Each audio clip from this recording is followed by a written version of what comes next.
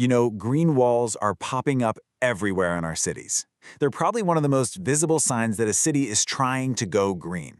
But let's be real. Besides looking great, can covering our buildings and plants actually cool things down? All right, let's get into it. You've definitely seen them. These incredible living tapestries just draped over concrete and glass. They feel like a breath of fresh air, right?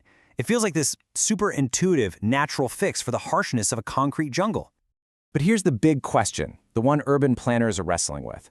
Are these things just, really expensive decorations, or can they genuinely fight back against the crazy heat waves that are hitting our cities more and more often? Well, to get a real answer, some researchers in Turin, Italy ran this absolutely massive computer simulation. They basically asked, what would happen if we covered an entire city district in green walls? And let me tell you, what they found, it really challenges what we thought we knew. Okay, so first we've got to understand the problem they're even trying to solve. And the problem is, our cities are quite literally turning into ovens. It's all because of something called the urban heat island effect. You see, all the concrete, the steel, the dark asphalt, it all acts like a giant sponge for the sun's heat. It soaks it up all day and then just radiates it back out all night, making the whole city way, way hotter than the countryside just a few miles away. And we're not talking about a small difference here. The data from this Turin study is just wow.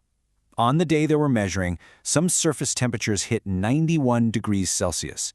That's almost 200 degrees Fahrenheit. The specific spot they zoomed in on was labeled a very high-intensity heat zone.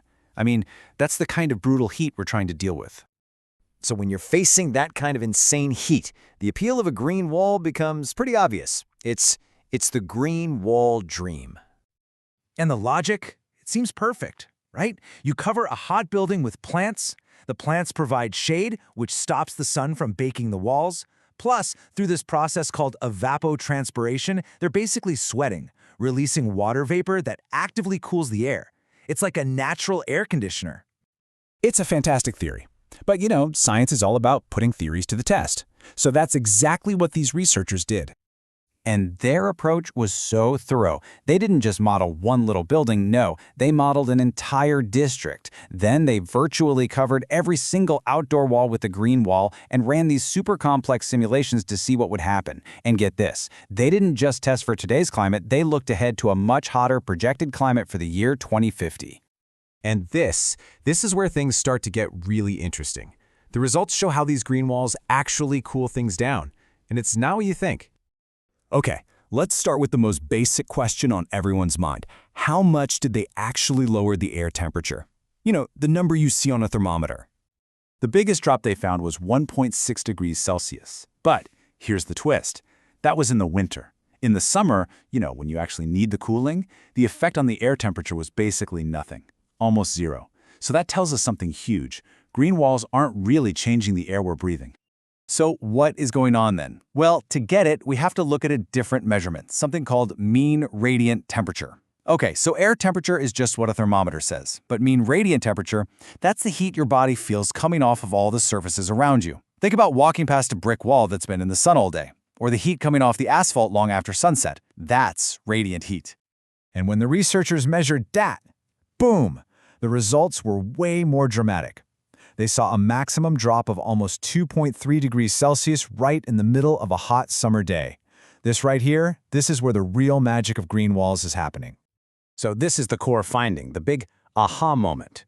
Green walls don't really cool the city by changing the air. They cool the city by changing the surfaces. They stop the walls from soaking up and blasting out all that intense heat.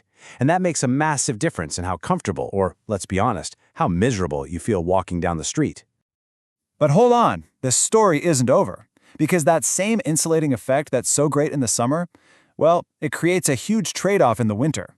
They even gave it a name, the winter heating penalty. First, the good news.